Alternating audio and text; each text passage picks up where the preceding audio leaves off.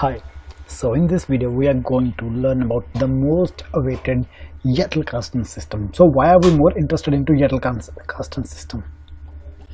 So basically the main purpose of learning this zettelkasten system for me, right, and for any individual who is interested in accumulating knowledge or making some thought of outcome from the knowledge is why are we mainly interested in Lumen's zettelkasten system? So first thing first, it makes whenever we are taking, it makes note taking easy, right? So basically it's about not only note taking but also it makes it productive. So the first thing is that the normal note taking will create a bloated mess over the time, right?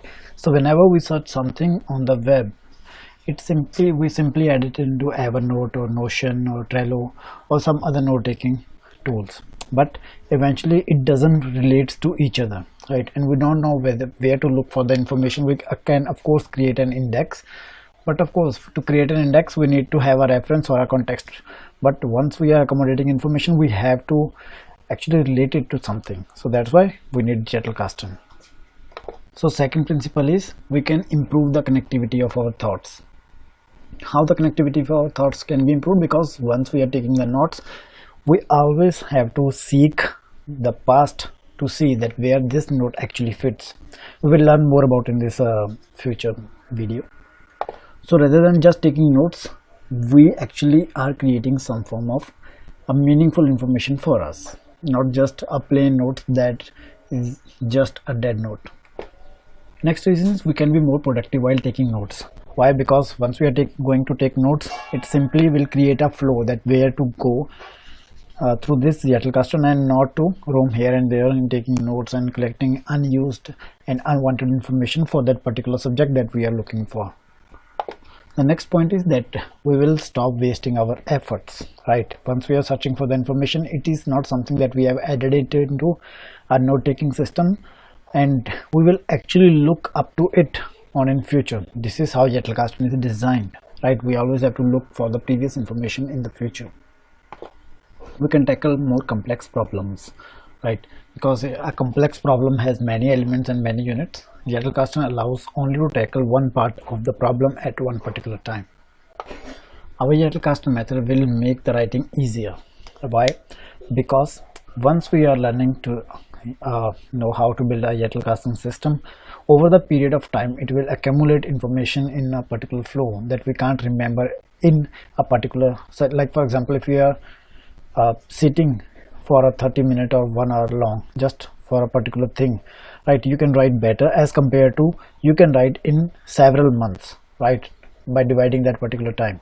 But zettelkasten system allows you to accumulate that information and actually make it meaningful over the time. So basically this is how Lumen's zettelkasten system was designed for him. First of all, you have to write step 1. It was a basic principle that he used for himself, right? In step 1 he wrote 1 2 3 4 these numbers, right, and he added information corresponding to each number, right? These were the entry points to his zettelkasten system, right? Suppose he was creating theory of systems. So once he added system at point 1, right, he will never use the word system at other places because he have already added an entry point here. So suppose he had to add a particular next forward thing to system about like systems for computer science organizations, right?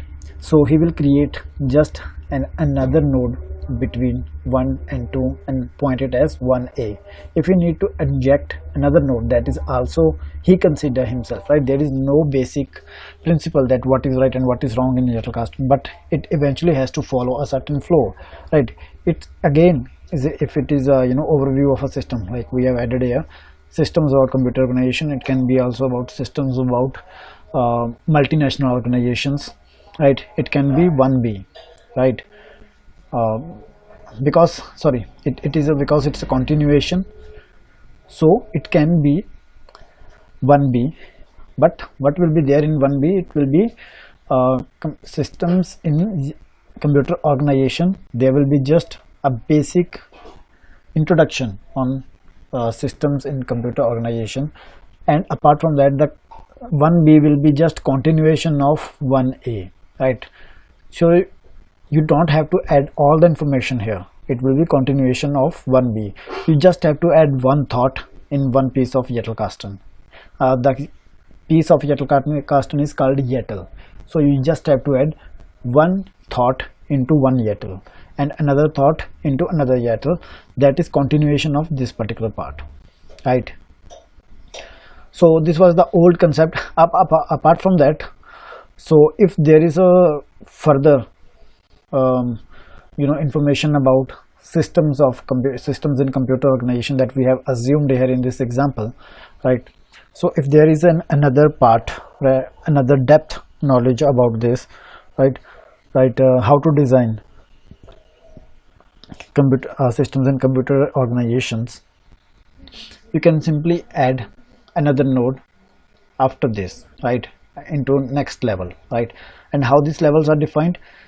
So first of all, they have used just numbers. If you inject another node, you will use an alphabet along with it, right?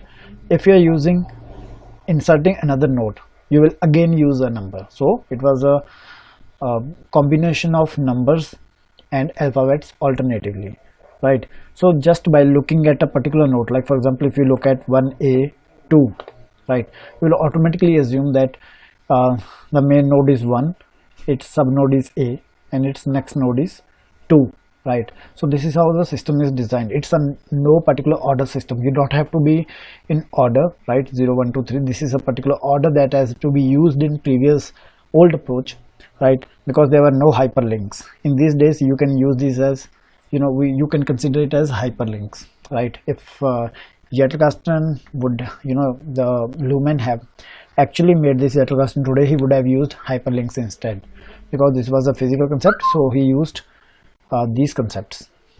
So as you can see from here, this is how linking was possible in nodes system that he used at that particular time, but today hyperlinks can be used. So you could see here, this is an example of Lumen's zettelkasten system, right? This is his on register, right? You can see it from here. These terms are just entry points to his zettelkasten system, and each term will have only one entry point. You can see that these are the entry points: 45, 60, 44, 57, right? These are just entry points. When you click on it, it takes you to a zettel of this, like for example, for this particular term, right? And apart from that, you can browse as per your requirement, that where you want to go into your thinking. A zettelkasten is basically a personal tool for thinking and writing, right? One person can only have one zettel. You cannot use other person's zettel, and the zettel will be owned by you, right, once you start writing into it. So it are basically three basic points that we need to look into.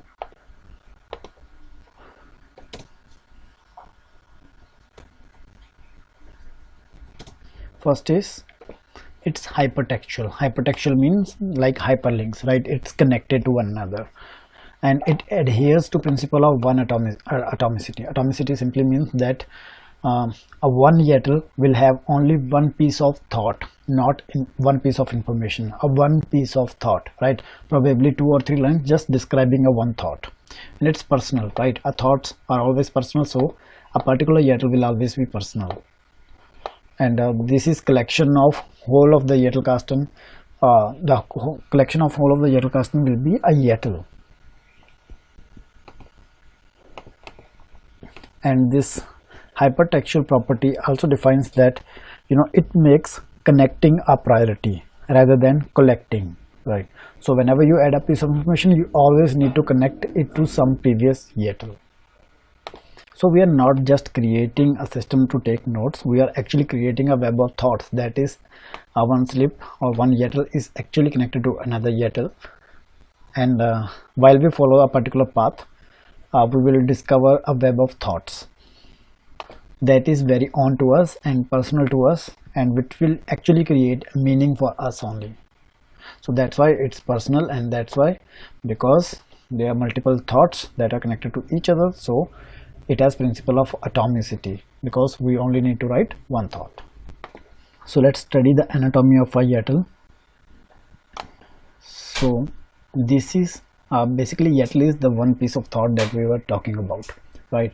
So first of all, it's a unique identifier that describes just this particular YATL, right? In other words, this particular thought, right? Here the thought will be written, and here is the footer and the references. Basically it's about the references that where we have actually seen this particular thought if you need to read more about it, or it's also about that where we want to go from here. So basically this is how a unique identifier looks like in modern zettelkasten, right? This is a modern day zettelkasten, right?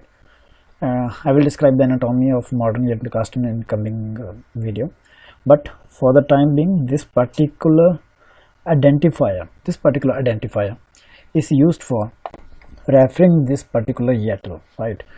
All these lines that have been written here are the own thoughts, right? It's not some copy and paste. You have to actually write your own thoughts, right? Because you will only remember something because it's actually coming out of you, not coming out of some author or some other guy that is dictating something. If you would see here on this particular YATL, this identifier is a time-based identifier, time-based, B-A-S-E-D, time-based identifier. So it starts with year, and then month, and then day, and then time, and then minute. So of course it's based on minutes, not on seconds, because we will not be creating another YATL every second, right? So it's based on minutes, which will actually identify a YATL. So on this way you can also see that on which date and which particular time that you have written a particular thought. So we will talking about the body of YATL. So this will be the body of YATL, right? The most important concept about the body of YATL is that the body of YATL will be in your own words. Of course you can add a quote, like for example here it is the quote, being good at something is not enough to be an innovator, right? It can be a quote from somewhere else, but the main rule of the YATL is that you need to own this YATL and write the words in your own language. Apart from that, always stick to the knowledge instead of information. Knowledge is something that you have already experienced and you can relate it to, not just something dead that you can just write it down just because you like it. So for example, if we are creating a zettelkasten, right, and we have started a path on systems, right, so this is how things will happen.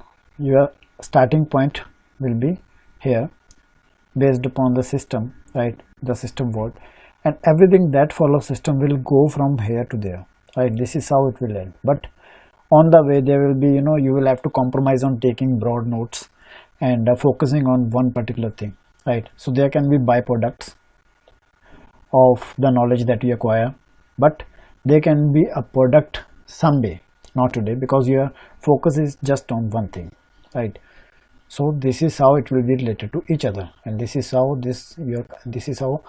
one thought of information is created. A whole web of thoughts is created. This is one thought, this is another thought, this is another thought, and another interesting thought that you like, you can create and another reference to it, right? But your main focus should always be a little deviation is allowed, but you always need to know that this is my end, and you will have to follow a particular path in the YATL by referencing each YATL to one another.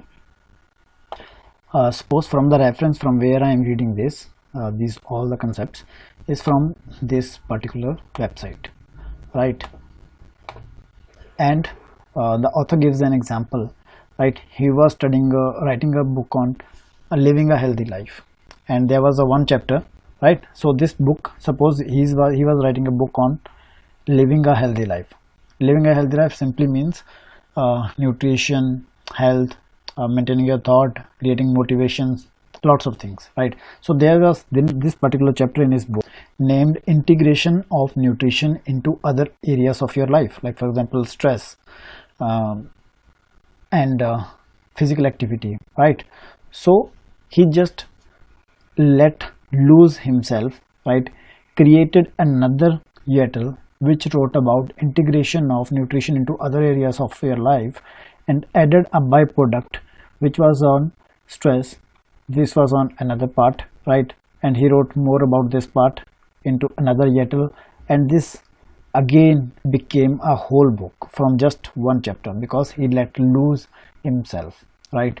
So if you let loose yourself, you can create another thoughts, but eventually the main concept I think you have understood, just one thought per YATL, right? And keeping in mind the goal, you just need to focus on one particular thought. So next part is reference, right? So where do we stand in this whole conversation is that there are three parts. One is unique identifier, another is body, and third was reference.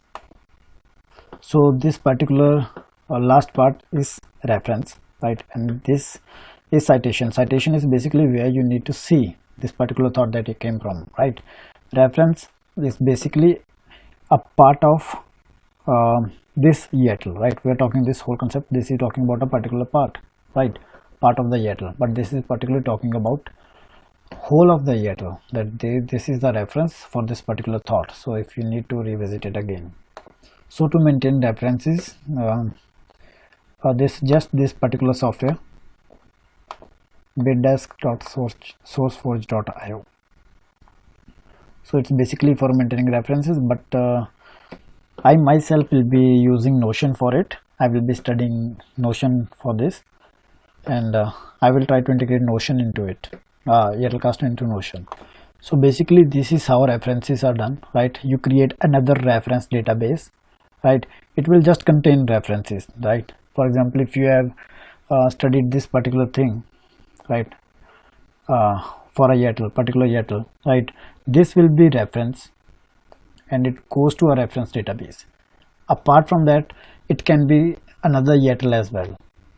Just in case if you have no reference at all, right, you haven't added any reference or something like this, means it's your own thought. It's well understood because you haven't added any reference. Now let's once again see, right, the whole of the content of the YATL, just one YATL, right? This is how we created a unique identifier based upon date and time, date, time, month, day, and minutes.